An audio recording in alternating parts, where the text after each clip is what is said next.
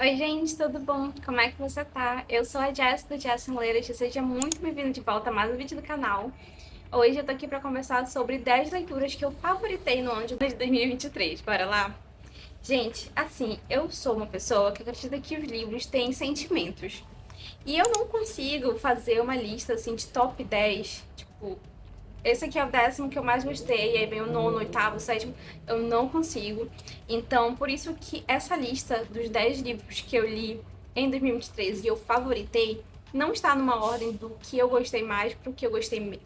Na verdade, do que eu gostei menos pro que eu gostei mais. Esses são 10 livros que eu favoritei em 2023. O primeiro livro que eu queria muito conversar com vocês, depois dessa moto, o primeiro livro que eu quero conversar com vocês é um livro que, na verdade, eu esqueci de colocar na minha retrospectiva lá no Instagram literário. E eu sinto muito por isso, de verdade, porque foi um livro que assim, mexeu muito comigo. E eu tô falando de Um Sopro de Vida, da Clarice Lispector. Eu comecei a ler essa autora brasileira maravilhosa no ano passado, comecei a me desafiar, porque você mergulhar na literatura da Clarice Lispector é uma coisa, assim, mágica, mas é uma mágica, assim, que em alguns momentos é um pouquinho difícil, sabe? Eu senti uma certa dificuldade, mas é uma dificuldade que vale muito a pena. Por exemplo, agora eu estou lendo um livro chamado Água Viva. A gente não tem uma narrativa, sabe? A gente não tem um enredo, a gente tem várias, na verdade, um fluxo de consciência profundo, constante acontecendo. E tá sendo incrível. E eu tenho grandes esperanças de favoritar esse livro. Mas voltando para Um Sopro de Vida, aqui nesse livro a gente vai conhecer um escritor e ele tá escrevendo pra gente sobre uma personagem. Essa personagem ela vai falando muitas coisas que o próprio autor tem medo. Um Sopro de Vida, se eu não me engano, foi um dos últimos livros da Clarice e aqui a gente vê uma Clarice muito pensativa sobre a vida, sabe? Uma Clarice muito pensativa sobre a morte. E então, Um Sopro de Vida, ao mesmo tempo que é um livro muito interessante, muito bom, é um livro muito triste que te faz refletir muito sobre a vida. Foi um livro que eu marquei muito, tem várias marcações aqui nesse livro, e foi um livro que me tocou muito, assim, foi um livro que ficou muito na minha cabeça, sabe? É um fascínio você ler Clarice Lispector, ela te suga completamente para a literatura dela, e muitas coisas não fazem sentido, mas conforme o tempo vai passando, você vai pensando sobre aquilo, muitas coisas aí começam a fazer sentido, sabe? Enfim, gente, esse foi um dos melhores livros que eu li em 2023. E eu sinto que eu não falei muito dele por aqui, mas tá aqui. Um Sopro de Vida, da Clarice Lispector, um dos meus favoritos em 2023. Outro favorito, que na verdade eu já falei muito dele aqui, é A Cor Púrpura, da Alice Walker. Esse livro, assim, eu recomendo fortemente para você, se você gosta de ler livros sobre temáticas raciais. E mesmo se você não gostar, gente, por favor, comece, mude isso. Olhe para sua biblioteca, veja quantos autores negros você tem. E se você tiver poucos autores negros, vamos começar a mudar isso, porque eu acho que a nossa literatura, na verdade, a nossa estante, ela precisa ser mais diversas de autores, mais diversas de histórias, mais diversas de narrativas. É uma coisa que, desde o momento que eu comecei a minha estante, felizmente eu comecei a pensando nisso, mas quando eu fazia alguns planos sobre os próximos livros que eu ia comprar, quando eu tinha, tipo, uns 20 livros na minha estante bem pequenininha, comecei a me preocupar com isso. Mas eu sinto que, ao mesmo tempo, a minha estante não é tão diversa como eu gostaria, e eu tô querendo muito mudar isso. E aí, em 2023, eu li Alice Walker, esse livro, assim, gigantesco, esse clássico, clássico contemporâneo, né, da Alice Walker, chamado A Cor Púrpura. Vai falar sobre temáticas raciais e eu acho maravilhoso como, assim, uma temática que não é falado é como a nossa personagem principal, ela se apaixona por uma outra mulher e aí elas têm um relacionamento. A forma como Alice Walker escreve isso é simplesmente, eu não tenho palavras para descrever, na verdade, esse livro. É um livro pesadíssimo, desde as suas primeiras páginas a gente tem um livro muito reflexivo, muito pesado da sua história, realmente. Mas é um livro que, quando você termina, sabe, te marca de uma maneira que a literatura pode fazer, sabe? Então, A Cor Púrpura é um livro que eu recomendo muito. Mas aí, saiba dos gatilhos, dê uma olhadinha na sinopse. Se você tiver ok para ler esse tipo de livro, vá em frente. E assim, Alice Walker é uma das minhas autoras favoritas de 2023, sem dúvida. E aí vamos para um outro livro que foi favoritado com todas as forças, e eu estou falando de Orlando, da Virginia Woolf. Esse livro aqui, essa edição eu comprei no sebo. Eu acho que tá até o preço aqui de quanto eu paguei. Eu paguei R$ 30 nessa edição novíssima, que tem muitas marcações, mas eu acho que não vai dar pra ver. Ó, dá pra ver assim, eu fiz muitas marcações nesse livro. Aqui nesse livro, a Virginia Woolf, ela conversa muito sobre o relacionamento dela que ela teve com a Vita, na verdade. Orlando é um livro, assim, que ela dedica pra mulher que ela amou, a Vita. Eu vou deixar aqui o nome dela. Tanto que agora a gente tem uma edição maravilhosa de cartas trocadas entre as duas, cartas de amor, e eu tô louca por essa edição. E Orlando, gente, é simplesmente assim, maravilhoso. Eu sabia que a gente teria um personagem num corpo masculino que por alguma ocasião ia trocar de corpo e aí iria para um corpo biologicamente feminino. Mas aí é muito interessante também a perspectiva, as questões sociais sobre como a sociedade recebe um homem, como a sociedade recebe uma mulher.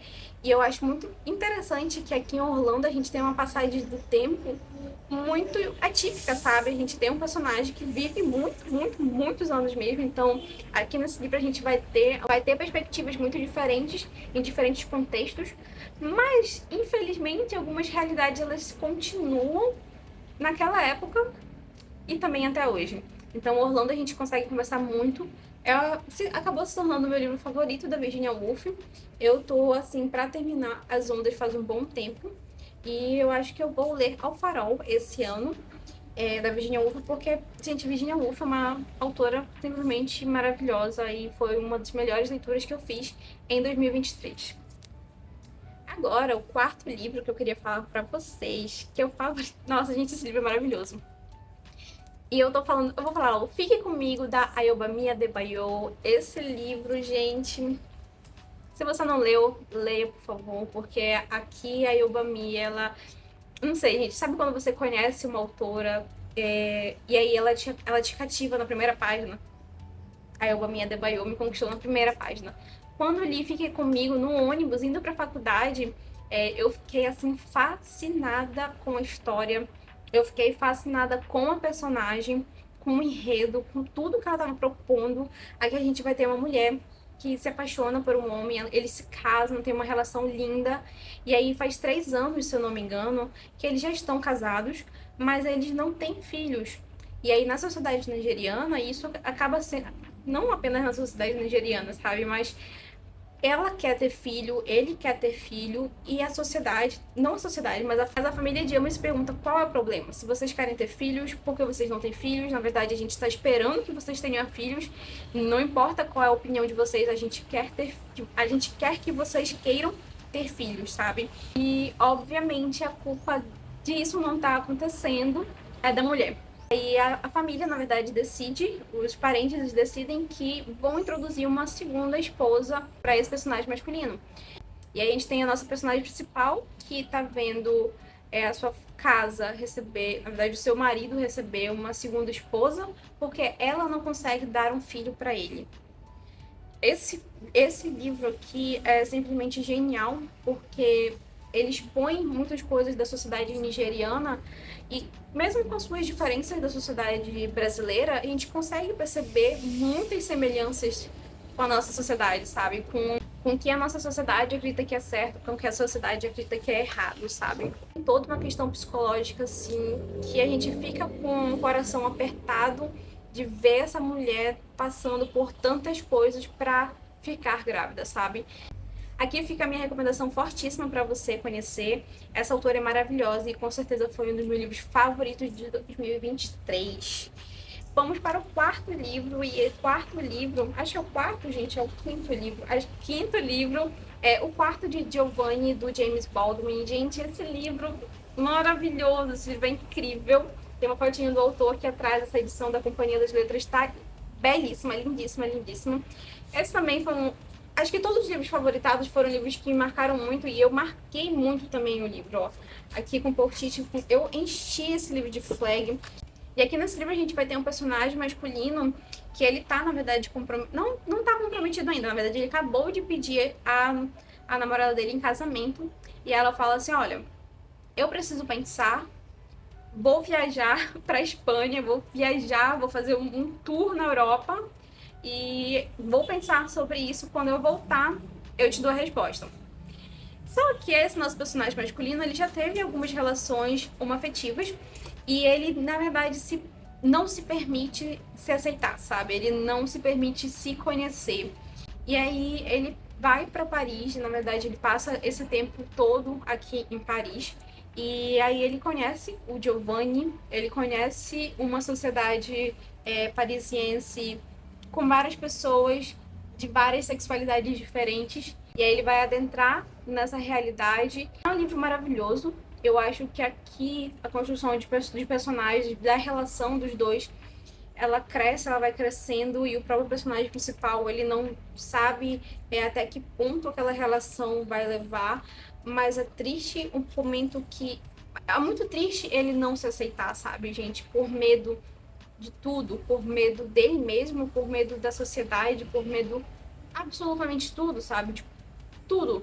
Interessante é você ler esse livro sabendo que o James Baldwin, ele era um homem negro, assumidamente gay, e que foi uma força gigantesca para a literatura do Renascimento do Harlem. E é um autor bastante polêmico, porque é um autor negro que descreve relações interraciais, e aí é uma coisa que chocava muito naquela época, porque a sociedade negra não gostava que ele escrevesse dessa maneira, mas eu acho maravilhoso como o James Baldwin ele permanece fiel à sua literatura e ele continuou, na verdade, escrevendo o que ele queria escrever. Então a relação, esse livro aqui é maravilhoso, é um livro bem curtinho, e eu recomendo fortíssimo você ler O Quarto de Giovanni. O James Baldwin tem uma escrita incrível, simplesmente maravilhosa, sério, eu amei conhecer a escrita do James Baldwin, já tem vários livros dele na minha wishlist, eu quero muito ler mais um livro dele agora. Um livro não, gente, eu quero ler muitos outros livros dele aqui agora em 2024. E aí vamos para o sexto, eu perdi a conta já, o sexto livro favoritado, e o sexto foi Perfume, desse autor alemão chamado Patrick Suskind, não sei se é assim que pronuncia o nome dele, mas esse livro com essa edição belíssima que eu tenho que tampar aqui.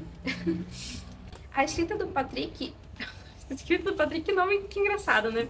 E a escrita desse livro foi algo que me surpreendeu muito, porque eu fui preparada para um livro de suspense. E o que ele me deu? Ele me deu muitas frases para eu ficar pensando sobre a vida. Foi isso que ele me deu. E aí é por isso que ele foi favoritado 5 estrelas. E aqui nesse livro a gente vai ter um garotinho órfão que assusta todas as babás que cuidam dele, porque ele não tem cheiro nenhum. E aí o padre que tá responsável por ele, na verdade, ele fala assim, nossa, não, elas estão loucas, elas não. E aí ele segura a criança no momento e ele realmente percebe que aquela criança não tem cheiro nenhum. E é muito interessante como ele mesmo acaba associando essa falta de cheiro a algo demoníaco, sabe? Não tem cheiro nenhum, mas ele sente todos os cheiros do mundo. Mesmo que ele pega um frasquinho de perfume, ele sabe dizer quanto foi adicionado de sálvia, quanto foi adicionado de sei lá o que se coloca num perfume. E o sonho dele é ser o maior nome de fazer perfume de Paris. Tem muito do suspense que eu estava esperando, ele me entregou muito do suspense, mas eu acho que muitas das reflexões que esse personagem ele vai fazendo aqui nesse livro, a maneira como o próprio autor ele vai apresentando esse personagem, é tão instigante que eu maratonei esse livro e eu adorei, foi um dos melhores livros que eu li em 2023. Ainda não assisti o filme. Depois de terminar o livro, eu não fiquei com vontade de assistir o filme, mas quem sabe daqui a algum tempo eu fique com vontade e eu assista o filme. Agora, o nosso oitavo livro é A Valise do Professor, da autora japonesa Hiromi Kawakami. Esse livro aqui... Ai, gente, esse livro é simplesmente muito bom. Muito bom. É um livro, assim, muito parado. Eu fiz várias marcaçõezinhas também. É um livro muito parado, pra ser bem sincera com vocês. Mas é um livro que tem muitas conversas. Eu acho muito legal como a literatura japonesa de autoras tem muita conversação, tem várias descrições sobre a questão da solidão, principalmente nessas grandes cidades do Japão. Aqui eu não me engano se... Eu não tenho certeza se passa em Tóquio ou em Osaka, não tenho certeza, acho que provavelmente em Tóquio.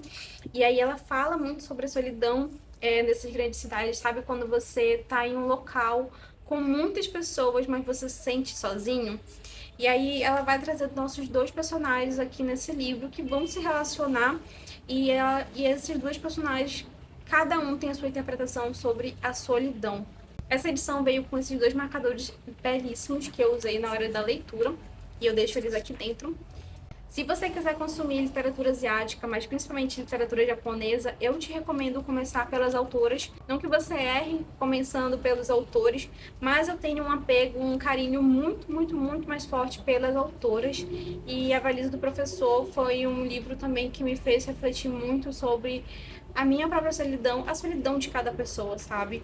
Não sei explicar muito bem, mas a Hiromi Kawakami, ela consegue falar sobre a solidão de cada ser humano, mas também mostrar que quando você conhece uma pessoa que compreende, tipo, tem a sua própria solidão, compreende que você tem a sua própria solidão, e aí vocês conseguem ser felizes na companhia um do outro, é uma coisa maravilhosa, sabe? E eu não sei explicar, mas ela sabe escrever de uma maneira que, quando você lê esse livro, tudo vai fazer sentido. A Valisa do Professor é um livro que eu recomendo muito pra vocês, sério mesmo.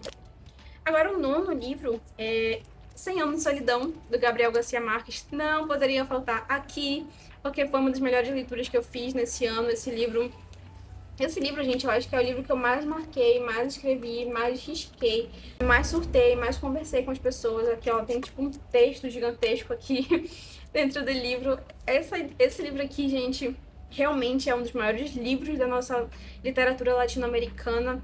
Se você ainda não leu esse livro, por favor, leia, mas leia assim, de mente aberta. E não, esse não é um livro difícil, ele não tem uma escrita difícil, na verdade, tem uma escrita muito fluida, muito fácil de você ler. Na verdade, tem várias falas muito, como eu posso dizer? Vou pegar um pouquinho de água. Falas muito cotidianas, é essa palavra que eu queria. Tem falas muito cotidianas. Também tem alguns palavrões aqui, então o Gabo, gente, tem uma escrita muito tranquila de você consumir. Eu acho que o que confunde realmente aqui são os vários nomes repetidos, mas é incrível como o Gabo ele consegue colocar isso na história, e quando você compreende o motivo pelo qual ele colocou isso, você fala assim, nossa, eu te perdoo por fazer toda essa confusão na minha cabeça com tanto nome repetido, de colocar tanto José Arcádio e tanto Aureliano Buendia. Mas é um livro maravilhoso, recomendo muito fortemente para você consumir esse livro, porque, gente, maravilhoso esse livro. Não sei nem o que eu posso falar. Maravilhoso, só leia, por favor. 100 Anos de Solidão é um livro maravilhoso. E aí a gente chega no nosso último livro, um livro gigantesco, e não poderia faltar ele. O Super Calhamaço, que eu li em 2023. Guerra e Paz. Gente, Guerra e Paz foi uma aventura gigantesca. Esses dois tomos enormes, com suas 1.500 palavras, 1.500 páginas. Fiz muitas marcações também. Esse é o primeiro tomo. Qual é o primeiro tomo mesmo? Esse é o primeiro tomo, o branquinho, e o preto é o segundo tomo. Eu demorei um pouquinho para finalizar o primeiro tomo, mas quando eu li o segundo tomo, eu fiquei tão curiosa para saber o que ia acontecer com os vários personagens que o Tolstói coloca nessa história, porque, gente, são muitos personagens. Mas, assim, em comparação com o Gabo, não tem nome tão repetido aqui.